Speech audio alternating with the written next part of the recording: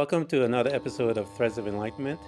I have, as usual, our guests, once they come to our show, we welcome them and then we turn them over to you so you can hear and introduce themselves to us so that we can get an introduction as to what they have created today. And then we will go back and get the real stuff as to how they got there. Bernadette, I want to thank you for coming to Threads of Enlightenment. Oh, thank you for having me. This is great. Thank you so much. I Um, Go did ahead. so okay, so let me share a little bit about myself. So Bernadette Boas, my business is Ball of Fire Coaching. I also have Ball of Fire Media and Entertainment, which is all rolled up into Ball of Fire Inc.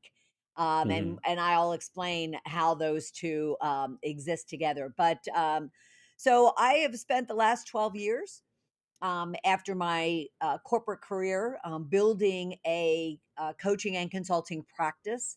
Hmm. Initially, it really focused on business growth, business consulting, and then through my own journey, which I know we'll talk about, through my own Hmm. journey, I just realized that what I was experiencing and going through was really internal. It wasn't externally building a business, processes, procedures, systems. It was really trying to trying to wrangle in my mindset. Hmm. So that kind of transformed my work into purely Fire coaching, which is 80% mindset work with 20% core business work, Hmm. and it's with female coaches, consultants, and service providers who are have been in business for 3 years, 5 years, and above. Hmm. And they continue to struggle breaking through the money and time Yeah.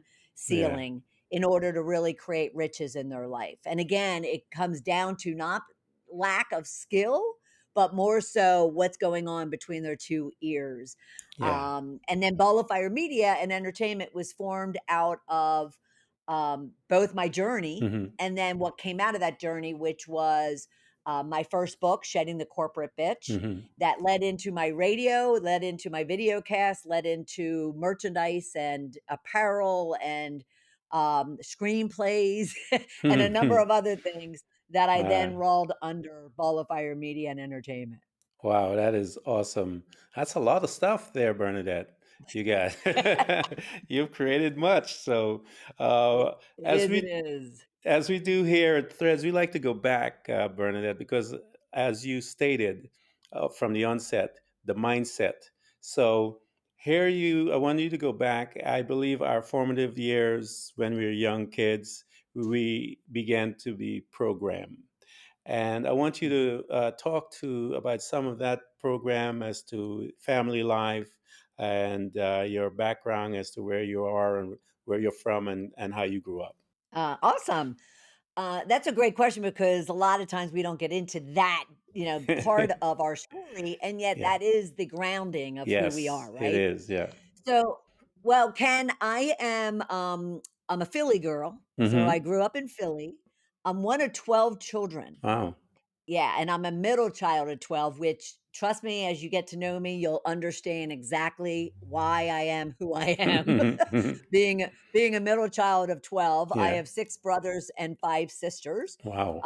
My parents before they passed were married for more than 52 years, and my Awesome. family is everything to me. I Yes. mean, everything, every single one of them, individually and then collectively as a family unit. Mm-hmm. But one of the very early grounding beliefs that really formed who I am today, or I should say who I was up until about 48, when I Mm-hmm. was 48, was though I have 12 siblings in my family, I was the milkman's daughter, Mm. the adopted daughter, so to speak, Yeah. because I didn't look like them, I didn't sound like them, I didn't act like them, I Mm-hmm. didn't and from my earliest memories, it was innocent teasing where friends and family and strangers would be like, "Well, is she adopted? I mean, where did she come from, amongst all your others because Yeah. there's no resemblance." Mm-hmm. And I can remember so clearly, vividly, I was about 10 and I went to my mother in tears because I was tired of people teasing me about being the milkman's daughter, the Yeah. postman's daughter, the Mhm. grocery man's daughter.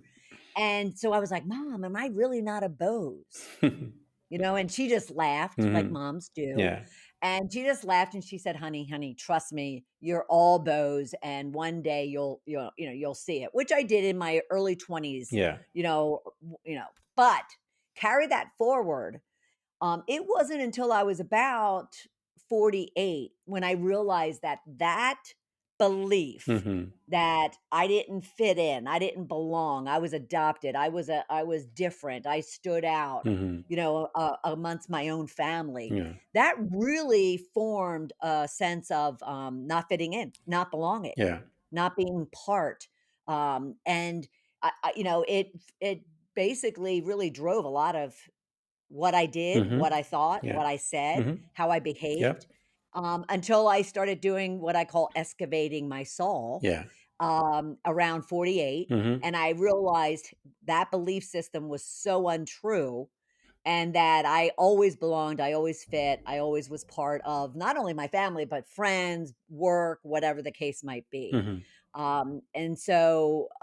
I left Philadelphia right out of high school, as you can imagine, Mhm. 12, Yeah. right? A house of 14 people. I went kicking and screaming, wanting to find peace, quiet. And I went down to South Florida to Boca Raton. I went to school at FAU, Mhm. Florida Atlantic University. Yeah. And then in my 30s, I started wanting noise back in my Mhm. life. I would say mid 30s. I was thinking about family, children, and I knew I didn't want to necessarily do all of that in South Florida. I wanted to get closer to Philly without going back Yeah, to yeah. Philadelphia. Mhm. And so I landed in Atlanta, Georgia, which I where I am today. Mhm. There's even more of a story of how I then went from corporate to entrepreneur, but I'll leave it at that for now. Yeah. So here you are. The thing that fascinates me, that's why I asked that question to my guests, is the formative years, the stories that we replay in our thoughts that become monsters in our later life, in our 20s and Mhm. 30s, and times like that when we have to deal again, when we have to visit and have a conversation with these monsters. And it's very fascinating to see what those incidents were and what caused it. And in your case, the fact of not belonging. So here you are. You formed this. You're in your 30s. You're landed in Georgia, and you're close, but not close enough. So talk to me as to how you began to manage yourself there. How did you conduct yourself while you were there in Georgia, as far as your lifestyle and your mentality? Well, I can't even touch on mentality because I was so tuned out of the Hmm. fact that what was going on between my 2 ears had anything to do with anything. I mean, Yeah. that was such a foreign idea to me until my late 40s. But to answer your question, so in my, mid 30s and above, as I moved to Atlanta, Georgia, I was fortunate enough to have a very lucrative career. I was Hmm. climbing the corporate ladder. I had a mentor for 12 years that was pulling me along with him. So as he advanced into C-level positions, Hmm. I advanced as well into those positions. And yet at the same time, I was doing it in a very corporate tyrant type of Hmm. way, a Yeah. very, a very abrupt, a very curt, a very abrasive type of way. Now, at the time, I didn't think about it. I didn't consider it. I didn't care, Hmm. quite honestly, Yeah. about, what my leadership style was. Hmm.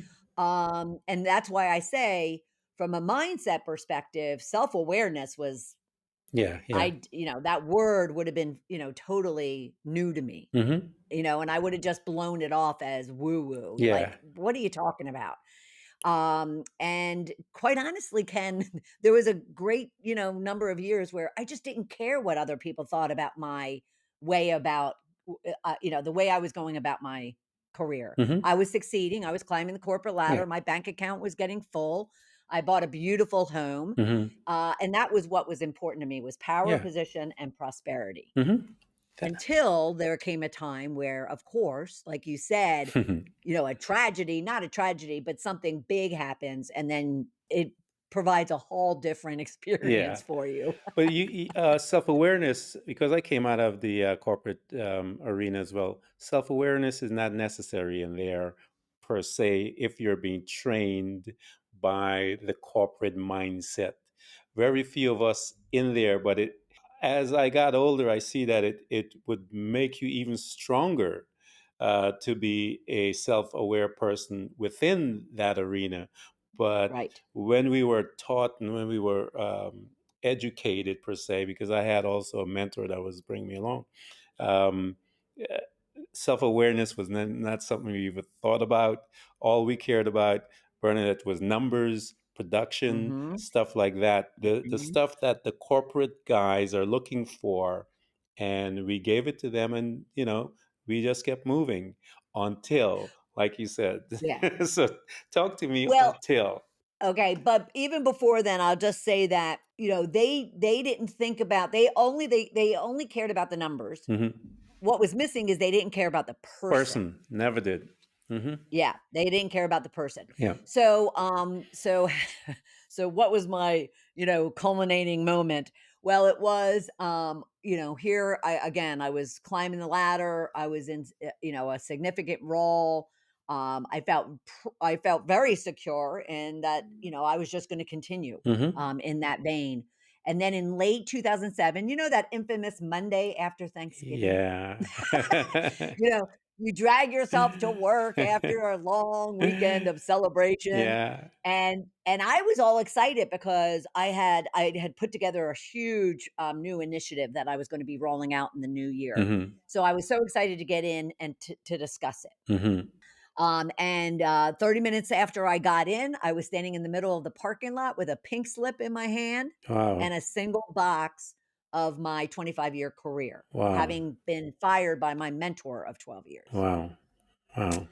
So I stood in that parking lot though, Ken, and I was kind of, all the emotions were coming up, Hmm. like total confusion, Yeah. total, like, I don't get this. I was getting a little bit angry, but I was also, something about it was exciting. Hmm. And I didn't get that at all. Yeah. So I went home and over the next coming days, I went into total determination mode of proving them wrong. Hmm. Like they're going to regret ever letting me go. Like that Yeah. that defense mechanism came up. But at the same time, I did know that I needed to figure out why Yeah. that happened. Hmm. Why the person I revered, respected, adored, loved, would get to that point of making that decision. Yeah. There had to be something there. Hmm. And so I started what I called earlier excavating my soul, really looking inward. And this is the first time self awareness Yeah. came Came into the in. Yeah. picture. And I'm a journaler. I've been journaling, since I was about 8. My dad passed it down to me. Hmm. And so I just started pulling out blank journals and started scribbling, trying to figure this all out. Well, about 9, 10 months later, Hmm. and I'd already started my consulting and coaching practice. 9 months later, I was on a run in the park with my dog, Hmm. and I'm trying to run through scenarios of what had happened, like what led up to this. Yeah. And then all of a sudden, Ken, like a movie was playing in my head very clearly. All of a sudden saw this picture of who I was throughout those years Hmm. that caused me to literally physically fall to the ground in a pool of shame and disgust and humiliation and embarrassment and hurt and anger because I all of a sudden saw the woman in the mirror who Hmm. was a pretty nasty individual. Wow. Wow. And so both those tears were both debilitating Hmm. but yet cleansing at the same time. Yeah. Yeah. And that's where all of a sudden I recognized the word shedding because that's what I felt like. I felt like a layer of skin was just being, peeled away Hmm. and kind of let go Yeah. to kind of get down to who I truly, was and wanted to be. And that's when my self-awareness, my excavating of the soul journey, Hmm. really kicked in. Began. Was I said to myself, as painful as this is, to the point where I got my six sister or my five sisters and my mother together over cocktails. It always works best over cocktails. And I said to them, "Okay, I need you to describe who I am in one word. Yeah. Good, bad, or I don't care. Just give me, until you're exhausted. I'm just going to list words that you want to describe me. And trust me when I say, Ken, they Hmm. took full advantage of it. Nice. But those were the things that I was doing to really, really kind of understand self-awareness. Yeah, that's a powerful lesson that you talked about, and the fact that you're still concentrating on the fact of what happened, what was the reason behind the actions, and once Mhm. it was revealed to you, um, sometimes that is the painful part. We get a chance to look in to see who we are and what we have become. But the beautiful thing about a creator is that once they realize where they are, and I tell people, my Christian background tells me in Genesis, it was darkness before God started to create. And so I always tell people that's the process by creation. So he shows Yes. up on the scene and he begins to speak to it and begins to change the circumstances that was before him. So you and Yep. I do the same thing. Here you Yes. ran to your family. Hey guys, I need you to, because you need to find out the ingredients that is necessary for you to make the pivot so that you can Mhm. now begin to create this new world that Right. you will be able to house you and take care of you and support you in the future. You're not there yet, but you're getting Right. there. So Yes. some of those wonderful words, talk to me about some of those beautiful words that they just tossed at you freely. Okay, because the majority of them weren't so beautiful, but and I call those my riches. I call Yes. the honor your riches. Yes. So, they kind of took me back to when and made me remember who I was when I was 10, 12, Hmm. 15. Precocious, Yeah. kind, compassionate, endearing, Hmm. goofy, Yeah. smart, Hmm. ambitious, Yeah. risk taker, Hmm. creative, um, a beautiful soul. Hmm. They started, using all of those those types of words. And I even tell, clients and myself to this day, because I believe my excavating of the soul, my shedding process, it's gonna be the rest of my life. I Yes. mean, I always want to be learning and growing Yes. and changing and evolving. Hmm. And so I lean on all of those riches, Hmm. all of those beautiful, traits and qualities and experiences and events and words, Hmm. those riches, in order to kind of lift me out of any dark or solemn time. Yeah. And I want to comment too, because Ken, I'm very faith based, Hmm. and and my God has everything to do with who I am today. Hmm. And and I've forgiven myself for not listening to him for a long time. But that's okay. Yeah. That's Yeah. the journey that he is expecting us to take. Yeah.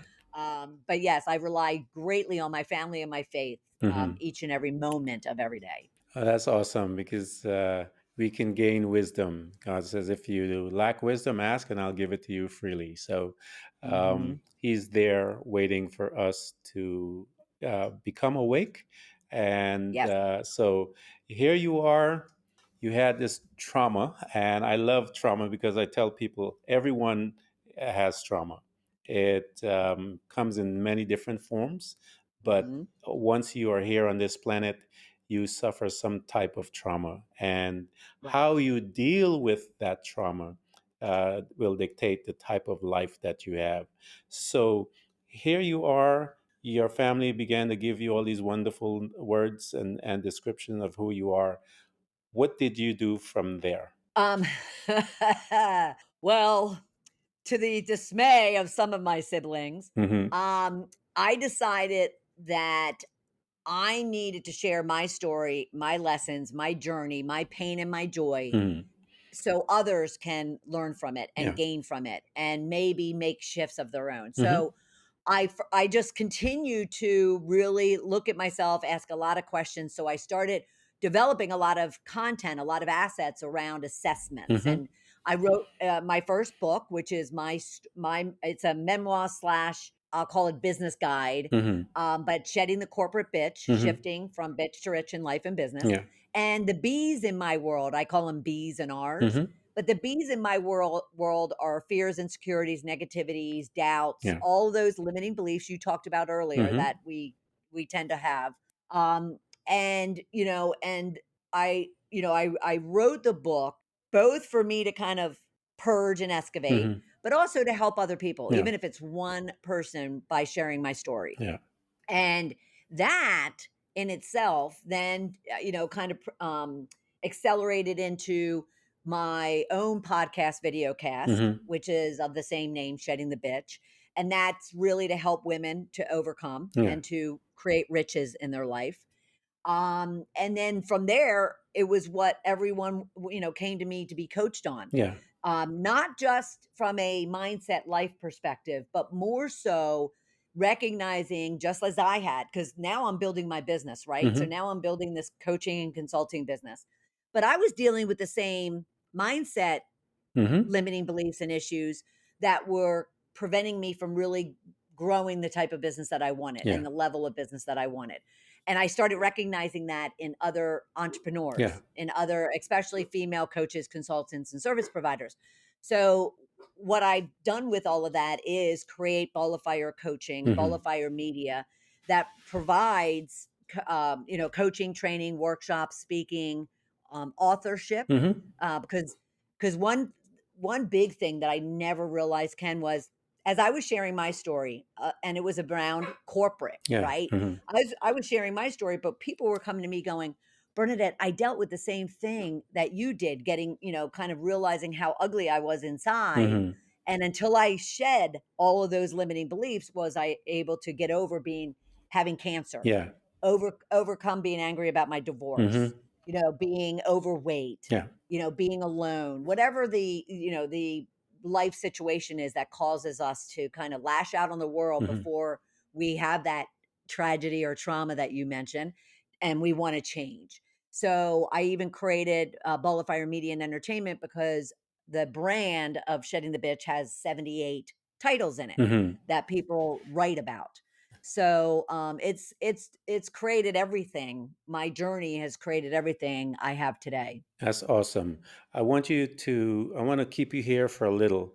I want you to focus on some of those fears. You had your bees that you had talked about, because that's important. A lot of people are stuck in the bees, Yes. Bernadette. And talk Mhm. to me and tell me, how did you get past your bees? Oh, and my bees were mainly fear of failure Mm-hmm. that then turned to fear of success. So, Mm-hmm. so I don't have a fear of failure. I haven't for a long, long, long time. Yeah. But fear of success has always spooked me. Yeah. Like, oh my gosh, what changes Yeah. are going to come as a result of my success? I was easily intimidated, and you would never know it from the outside. Mm-hmm. People would never, ever look at me and go, she's insecure. She is intimidated easily. Yeah. She's scared of taking risks. And so as I was, in 2008, 2009, as I was writing the book, as I was, having to reveal all Mm-hmm. of those Yeah. uglinesses, Yeah. um, that helped. My putting it on paper, my getting it out of my head and my heart, where all it's doing is creating more havoc. Yeah. Getting it down on paper in black and white really allowed me to look at it, just like when I said that I had this insecurity of being adopted and Mm-hmm. feeling left out and not part of a group. I looked at it, Ken, and I said, okay, this is my limiting belief. This is my B. Mm-hmm. Is it true? Yeah. Is it true? And not a yes or a no, but I had to get with, what is the evidence to show Mm-hmm. that this limiting belief is not true? Yes. And that was easy. I was a Bose. I look like my sisters now, my Mm-hmm. siblings now. I sound like my identical to my sisters. Mm-hmm. Um, And so I said, "Okay, so what other?" Well, I always have had, groups of friends, deep, deep, deep, Hmm. relationships. Yeah. So I fit in, I belong. Hmm. I'm deserving, I'm worthy. So I really just had to look at each one of them, and there was a long list at the beginning Yeah. of those fears and insecurities, those Bs, but then all the evidence was even longer. Hmm. So then I just had to say, "Okay, so how am I gonna change this story? How Yeah. am I gonna change this belief? What new decision am I gonna make about it?" And I just decided, it happened, like, in a split second. I kinda just said, "I belong. Hmm. I fit in. Hmm. I am a Bose." Yeah. And all of that heaviness, all Yeah. of that, angst just kind of shed away. It just went away. The power of the And so will. that's what I do even today Hmm. is go through that Yeah, process. that's what I wanted to capture that from you, because a lot of people are still there, and I Mhm, like when you talk about how you get out, the process by which we come out, and it is that mind state that we are in. Um, the mind, once we begin to circulate those thoughts over and over and over again, they become so big that you and I, it cripples us and it keeps us from getting to where we need to be. I understand that fear of success really, because I had to deal with it, especially mhm. about this podcast. And people have heard me talk about it. I actually stopped the podcast because I didn't want to go to the next level, because I knew what it entailed was the fact that I needed to come out more, um, which I didn't want to do. And so the interviewing piece, believe it or not, I didn't want to do this. I controlled Threads of Enlightenment because I use my books and the chapters of my books. But when I got finished with it, I knew in my mind what I wanted to do. But when I got there, Bernadette, I was terrified. I just didn't. And so I shut it down for a couple of, I think about a month or so. And then I had to do exactly what you did. Okay, I put those lists together and I started to answer those questions. And as at the end of it, I realized, no, uh, this is what I want to do. And do you know, the minute I did that, Threads of Enlightenment took off. I bet. Yeah, yeah, Yeah, yeah. it.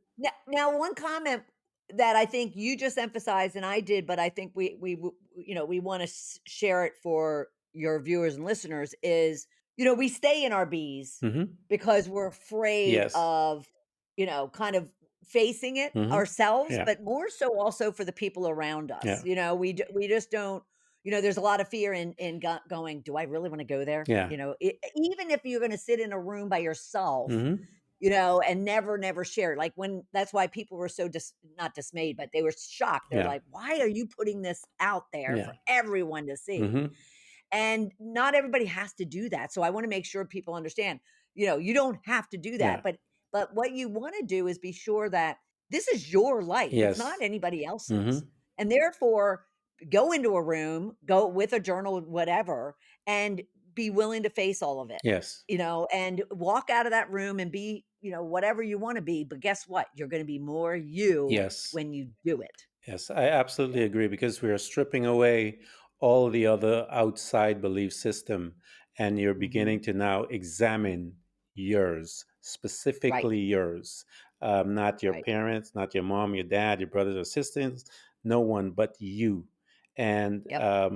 I use this scripture all the time about people, about it is when you sit down with your God, and out of that relationship you have this stripping away, this examining, line up with your relationship with your God. And then from that space, Bernadette, then you're able to communicate to the others, and to bring forth the processes by which you've changed your life and you made your decision. And you have so much, and I love the fact that you have created all of these different tentacles from your journey. So I want you to talk about when the book came by and all of the other people coming to you. When did it begin to evolve? I know lots of times it happens, momentum kicks in, but then once in a Mhm. while you'll have a conversation with someone that says something, and then boom, um, you're like, whoa, whoa. Um, Tell me about some of those incidences to beyond the book. Beyond the book, because the book in itself, I mean, the minute the idea, the thought of, shedding the corporate bitch being its title, Hmm. that caused all All kinds kinds of of stuff. craziness around me. And then when we realized that there was all these tentacles, as you call them, other, stories within that brand, Hmm. 78 titles I had mentioned, Yeah. that made things go crazy to the point where I'd be out and about, and I started getting into the, film industry here in Atlanta, Hmm. um, because I had this idea that I wanted to turn the book into a feature film. Hmm. So I started hanging out in the, in the film and entertainment and even angel investing community. Hmm. Well, that just had things taking off all over the place where I was getting offers, that like fear of success, right? Yeah. That all of a sudden took my breath away. And they were like, yes, this is a $1 billion brand and $1 million idea for a screenplay. And so then the next thing you know, I went off and wrote the screenplay. And Hmm. then, they were like, well, this would make a great TV show Yeah. and it would make a great, entertainment hosting show, for growth and almost, like any one of the daytime talk shows. Hmm. And then, just from the coaching and the training and the speaking opportunities that I'm given, I just love sharing my story, but seeing the aha moments Hmm. of the people on the other side. Yeah. And, so it's just been very organic. Hmm. It's been very, kind of almost sequential, Yeah. in its growth, but there have been pockets, like all of a sudden I was up at CBS, Hmm. called up to CBS to talk to them, about the book. I Yeah. gave a book, I won't say to whom, but I gave a book over to someone that wanted it and I signed it and that Hmm. was all exciting. And I thought, oh, here it comes. My life is going to change, and then to your point, fear of success creeps in and Yeah. life changes direction. And so it's just been a fabulous, fascinating, scary, Hmm. but exciting, journey for sure. Isn't it wonderful? I tell people that it's always scary, but there's such beauty within that. It is incredible. Uh, Mhm, when we become, and this is the beauty about when we become self-aware and we begin our journey, that we come to a space where I tell people, and it's an exciting space. We are now servants. We become servants.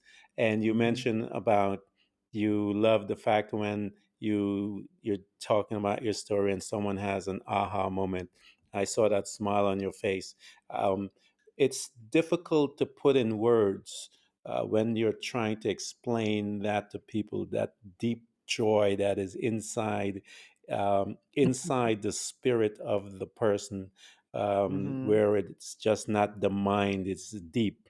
And there's this grin that can probably light up a city if they can really take all that energy that is expended from that smile. So Yep. here you are now getting a chance to enjoy some of the fruits of your labor, as they say, and where you're getting to see these clients and people getting changed. Now, talk to me about your vision as to where do you see yourself going. I know you have your classes and so forth. um, First of all, I want you to tell some of those things that are available for people to get to you, because I want them to get to you, because all the stories that you have and the bees that you have overcome, I know that you can take some of our listeners to that next level. Wow, okay, simply from a kind of connection perspective, Hmm. I do one-on-one, mindset business coaching, Hmm. and then I also do small group. And it's basically always focused on both mindset and business. So my core is business coaching and consulting. Hmm. I'm really good at it, and yet at the same time, I think the skills are not where people need to focus. They need to focus on their mindset. Yeah. So I offer one-on-one and small group coaching programs, and they can always reach out to me via balloffirecoaching.com. I have a Facebook group called Powerhouse Mavericks because Hmm. that's what I'm wanting people to be transformed into is Powerhouse Mavericks. Nice. And there we do a lot of coaching and training, which is complimentary. It's a Hmm. group. And I offer multiple kind of free challenges for people to one's all around mindset with it's called Goals to Riches Hmm. 5 day challenge. And the other one is a 3 day Get Clients Now challenge. Yeah. So they can always go to Powerhouse Mavericks on Facebook to learn more about that and Hmm. join that community. And again, you have tons of opportunities to promote yourself and share. Um, at the same time, I also have my podcast, Shedding the Bitch Radio. Hmm. I do a show for small businesses called the Biz Snap Show, Hmm. and it provides business owners an opportunity to get marketing material, Yeah. get content, get a video of an interview of them about them, their business, their clients, the work they do, and the impact that they have on the world. And so there's a variety of ways, and of course, I am a speaker, both kind of for business associations as well as corporate. Hmm. And I speak on any variety of topics. Right now, I'm getting a lot of attention and work around shifting from bitch to rich. Yeah. Yeah. The The mindset, mindset. Yeah. uh, the mindset. Though I have like from chaos to clarity, so time management, productivity, effectiveness, um, and um, and then climbing the ladder with panache, Hmm. which because you don't have to climb the ladder like I did. Yeah. Yeah. Servant leadership, right? Yes. Yeah. So there's a lot of different opportunities and avenues that people can reach out to me, and they can reach out to me directly at Bernadette Boas at ballofireinc.com to learn more about it too. Awesome. We're going to provide all of that information to them when we post this so they can have access. She has a menu of things that she can speak to because of her training, her background. And I suggest all of the business and entrepreneurs get in touch with her so that they can learn how to get beyond that fear of success as she did, and I had to do it myself. I wanted to give the people a caveat because um, about thoughts and mindset, because you have been focusing on that from the onset until closing. You're still focused on this, and I want to let people know that this is where you uh, you gain your respect, self respect, and this is where you can lose your battle as well. Jesus makes a statement when his disciples when he came out of the desert and he came and he started teaching about principles and so forth. He said, "Take no thought, saying." And so you and I, as beings, we thoughts come to us all day long. Thoughts from wherever and however they come a million times a day. But it is your responsibility to decide which one you want. That is the power of who you are. And the one that comes to you to make you a better human spirit, that's the one you want to focus on. So I wanted to put that caveat out there for you guys to make you realize that that's where it starts. And that's where the power of the choice comes in. And when you begin to live like that, oh my God, that's a powerful person. You see the results in someone like Bernadette. You see the results in all of these people that live from this space of ownership and control of their thoughts. Bernadette, I want to thank you for coming by Threads of Enlightenment. You have enriched us with so much information about how you handle your bees, and I am so excited about what you're doing in the future. And so I want to thank you and welcome you to the Threads of Enlightenment family. Thanks, Ken. You're welcome. Everyone who's listening to this podcast, We hope to continually help you to learn how to embrace moments of darkness, because it is in the darkness that we learn how to develop and use our abilities to truly see those parts of ourselves, often invisible to us, in the light. It becomes your responsibility to navigate through all of your trials, to find out who you truly are and begin your journey to loving yourself, which is possibly one of the most difficult things you will ever do in your life. To love yourself and to find the real you, but always remember to enjoy the journey. Thank you for coming by. Please subscribe, and if you can support us financially, we deeply appreciate it.